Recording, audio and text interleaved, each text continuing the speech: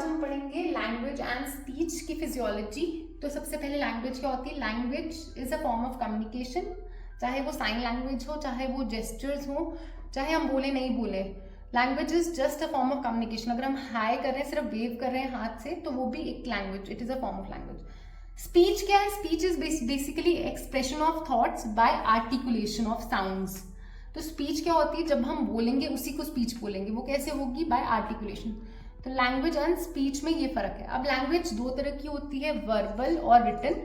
Verbal में आ जाते हैं hearing and speaking. Verbal means हमने कुछ बोला, आपने कुछ सुना और आपने रिस्पॉन्ड किया वाया स्पीकिंग, तो दिस इज वर्बल।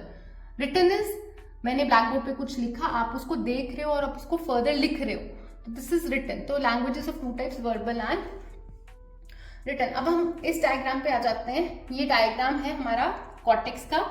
इसमें 4 लोब्स होते हैं, frontal lobe, parietal lobe, occipital lobe and temporal lobe. अब ये डायग्राम क्यों इंपॉर्टेंट है? क्योंकि हमारे पास इसमें areas for speech and language. तो ये डायग्राम आपको पता होना चाहिए।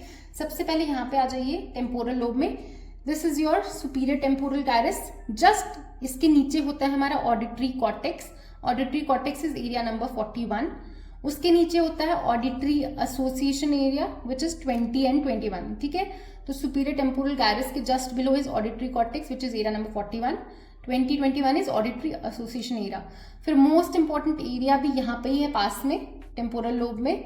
This is Wernicke's area which is area number 21। Wernicke's area which is for understanding the language, area number 21। अब इसके ऊपर चलें, फ्रंटल लोब में होता है हमारे पास Broca's area which is area number 44। It is motor speech area.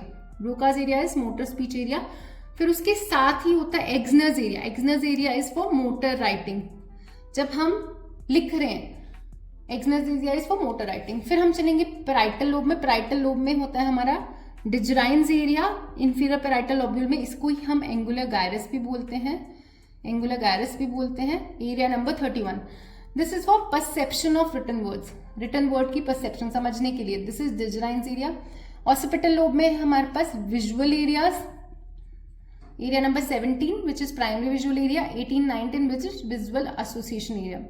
और ये जो ब्लू कलर के आपको फाइबर्स दिख रहे हैं, ये नर्व फाइबर्स होते हैं जो कनेक्ट करते हैं वर्निक्स एरिया को ब्रोकाज एरिया से, क्योंकि वर्निक्स से ब्रोकाज को इन्फॉर्मेशन जाएगी। इन बंडल को बोलते हैं हम आर्टिकुलेट फैसिकुलस। इसको क्या बोलते हैं? Articulate fasciculus which connects Wernicke's area to Broca's area. तो ये पूरा डायग्राम आपको आना चाहिए, एरियाज आपको आना चाहिए। तो सबसे पहले हमें पता है हमारे पास 4 एरियाज हैं लैंग्वेज और स्पीच के लिए। पहले होते हैं सेंसरी रिसेप्टिव एरियाज, इन्हीं को हम सेंसरी रिसेप्टिव एरियाज बोलते हैं। सबसे पहले आ जाएगा इसमें वर्निक्स एरिया, एरिया नंबर 22, जो मैं बता चुकी हूँ, it is for understanding of language. ठीक है, चाहे वो स्पोकन हो चाहे वो रिटन हो, कॉम्प्रिहेंशन और अंडरस्टैंडिंग। दूसरा एरिया एंगुलर गायरस, जिसको हम डिजराइन्स एरिया भी बोलते हैं, area number 39। It is for perception of written word, जो हम लिख रहे हैं उसकी परसेप्शन के लिए रिटन वर्ड। सो 2 हो गए, वर्निक्स 22, एंगुलर गायरस 39। बाकी जो मोटर एरियाज या एग्जीक्यूटिव एरियाज, उसमें भी 2 एरियाज है। पहला है brokers area, area number 44 which is motor speech area. Motor speech area आपका है एरिया नंबर 44। फिर दूसरा आ जाता है Exner's area which is area for motor writing. जब हम देख रहे हैं उसको लिखने के लिए जो एरिया चाहिए, दैट इज एक्सनस एरिया। अब बात करते हैं, जब हम कुछ बोलते हैं स्पोकन लैंग्वेज और रिटन लैंग्वेज, कैसे हम अंडरस्टैंड करते हैं, कैसे परसीव करते हैं। सबसे पहले स्पोकन लैंग्वेज, मैंने बोला हाय, हेलो, कुछ भी बोला, सबसे पहले कहाँ जाएगा वो साउंड? ऑडिटरी एरिया में, क्योंकि हमने सुना उसको, तो एरिया नंबर 41 में जाएगा। उसके बाद उसी को एनालाइज करेगा auditory association area which is 20-21। अब उसको समझने के लिए, कॉम्प्रीहेंड करने के लिए वो जाएगा area number 22 which is Wernicke's area. वहां से थ्रू आर्टिकुलेट फैसिकुलस जाएगा ब्रोकाज एरिया में। Broca's area is motor speech area. Motor speech area से वो जाएगा मोटर कॉर्टेक्स में, और मोटर कॉर्टेक्स फिर से कमांड भेजेगा to the muscles of speech for articulation of sound. This is spoken language. अब देखिए रिटन लैंग्वेज में और स्पोकन लैंग्वेज में क्या डिफरेंस आ रहा है। रिटन लैंग्वेज में सबसे पहले आपने देखा, रीड किया, अब आपने उसको लिखना है, तो कैसे लिखेंगे? सबसे पहले कहाँ जाएगा सिग्नल? प्राइमरी विजुअल एरिया में, एरिया नंबर 17। फिर विजुअल एसोसिएशन एरिया 18 और 19। अब देखो डिफरेंस, अब पहले ये जाएगा Dejerine's area. Dejerine's area area number 39 for perception. फिर ये जाएगा वर्निक्स एरिया में फॉर कॉम्प्रीहेंशन, एरिया नंबर 22। अब फिर ये डिफरेंस, फिर ये जाएगा एक्सनर्स एरिया में विच is area for motor writing.